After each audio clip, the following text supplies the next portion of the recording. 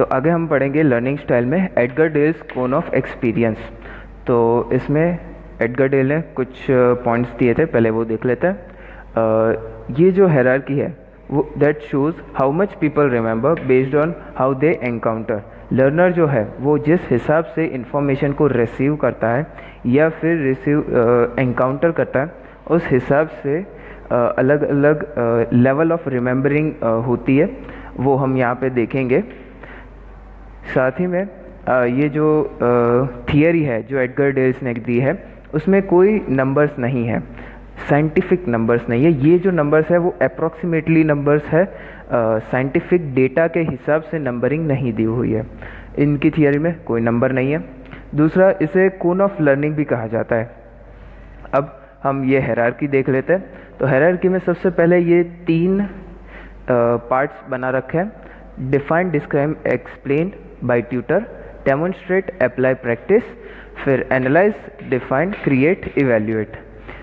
तो इस पार्ट में जो ट्यूटर है या टीचर है वो डिफ़ाइन करता है कोई भी चीज़ को, या फिर जो इन्फॉर्मेशन हमें लर्नर को फीड करनी होती है उसको डिफ़ाइन करता है, डिस्क्राइब करता है और थोड़ा बहुत उसे एक्सप्लेन करता है हियरिंग में। और जो ट्यूटर या टीचर है वो रीडिंग भी करवाते हैं। तो सबसे पहले रीड, फिर हियर, फिर हम सेकेंड पार्ट पे आ जाते हैं डेमोन्स्ट्रेट, अप्लाई, प्रैक्टिस। तो इस पे हम जो टीचर्स हैं वो कुछ लर्निंग मटेरियल्स का यूज़ करते हैं, जैसे कि कोई चार्ट हो गया या फ्लो चार्ट हो गया, या फिर कोई पावर पॉइंट प्रेजेंटेशन है, या कोई शॉर्ट क्लिप है जो टॉपिक के रिलेटेड हो, जिससे लर्नर्स क्विकली अंडरस्टैंड कर पाए। तो जैसे यहाँ देखते हैं व्यू इमेज, वॉच वीडियोस जो है।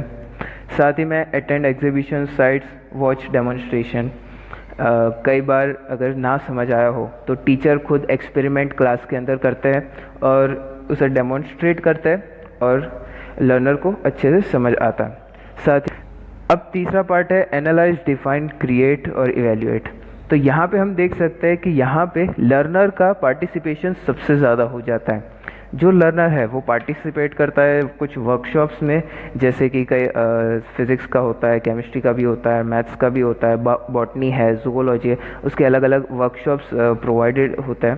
तो वो उसमें पार्टिसिपेट करते हैं। डिज़ाइन कोलैबोरेटिव लेसन्स, मतलब बहुत ज़्यादा डीप के अंदर कुछ लेसन्स जो होते हैं, और डिज़ाइन कोलैबोरेटिव लेसन्स, तो इसमें लर्नर जो है वो खुद अपने नोट्स बनाता है और खुद उसे रिफ़र करता है, उसे डिज़ाइन करता है, सारी इन्फॉर्मेशन को कोलैबोरेट करके एक कंप्लीट नोट बनाता है।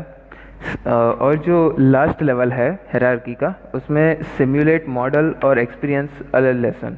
मतलब कि अगर जो कोई पीस ऑफ इंफॉर्मेशन है, अगर वो लर्नर सिमुलेट करे, किसी को बताए, या फिर उस पर मॉडल बनाए, या फिर उसका कोई एक्सपीरियंस करे, तो उसे सबसे ज़्यादा याद रहता है। साथ ही में design, perform a presentation, do the real thing. इसमें जो लर्नर है वो खुद किसी को प्रेजेंट करता है या फिर किसी को समझाता है, इससे सबसे ज़्यादा याद रहता है। तो हम ये लेवल ऑफ रिटेनमेंट देख लेते हैं। रीडिंग में सिर्फ 10% ऑफ रिटेनमेंट होता है, हियरिंग में 20% ऑफ रिटेनमेंट, वॉच इमेज या वीडियोस से 30%, अटेंडिंग एग्जीबिशन, वॉच डेमोन्स्ट्रेशन से 50%, वर्कशॉप अटेंड करना या फिर डिज़ाइन लेसन्स उसमें 70%, सिमुलेट, मॉडल, एक्सपीरियंस या फिर प्रेजेंटेशन से 90% ऑफ रिटेनमेंट हो सकता है। तो यहाँ पे एडगर डेल्स की थियरी